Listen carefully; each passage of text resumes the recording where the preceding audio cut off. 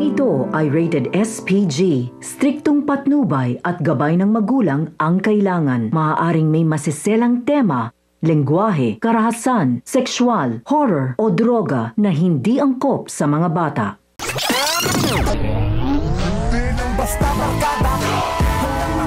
Matagumpay ngang nalusutan ng ating bida ang parak na humahabol sa kanila dahil na rin sa tulong ni Marcelo. Alam niya ang lahat ng pasikot-sikot sa lahat ng iskinita ng Quiapo.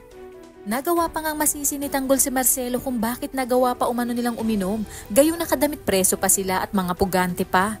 Pabirong sabi naman ni Marcelo na hayaan na ni Tanggol at ang mahalaga ay natakasan na nila ang mga parak na para bang hindi man lang kinakabahan sa kung ano ang mangyayari sa kanila.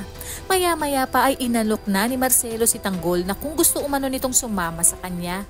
Dahil total, mga pugante na sila at nais niya umanong ipakilala kay Tanggol ang kanyang boss na isa sa makapangyarihang negosyante sa Quiapo na nagmamay-ari ng pinakamalaking pasugalan sa bansa.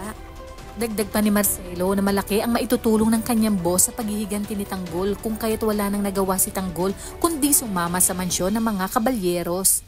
Kung saan nga naroroon din ang kanyang lola Tinding. At sa kanilang pagdating ay agad na ipinakilala ni Marcelo si Tanggol kay Don Facundo. Ayon kay Marcelo, magaling at matapang si Tanggol kung saan buo umano ang loob sa pakikipaglaban at sa kahit na anong sitwasyon.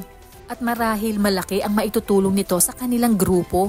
Agad na pinaghanda ni Don Facundo sina Tanggol at Marcelo na makakain kay Pasing na siya namang inutos ni Pasing kina Noy at Tinding. Dito na nga muling magkikita ang maglola kung saan pareho silang magkakagulatan. Nabigla si Tinding na makita niya si Tanggol at tinanong kung bakit ito tumakas.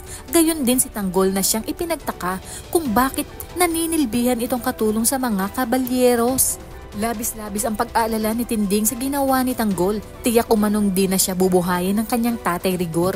Sumalungat naman si Noy at sinabi na sinaktan ng kanyang tatay Rigor si Tinding dahil sinabi lang naman ni Tinding sa kanyang nanay Tess na nahuli niya si Rigor na kahalikan si Lena. Kung kaya't dito lalong nagliyab sa galit si Tanggol at sinabi na hindi na niya hahayaan ang ginagawa ng kanyang tatay Rigor. Nag-alok naman ng tulong si Don Facundo upang maturuan ng leksyon si Rigor dahil gusto nga nitong makuha ang loob ni Tanggol. Ngunit ano kaya ang gagawin ni Tanggol sa oras na malaman niyang magkasosyo pala sina Ramon at Don Facundo, ang mga kabalyeros na kaya ang susi sa nalalapit na pagkikita ng mag-ama?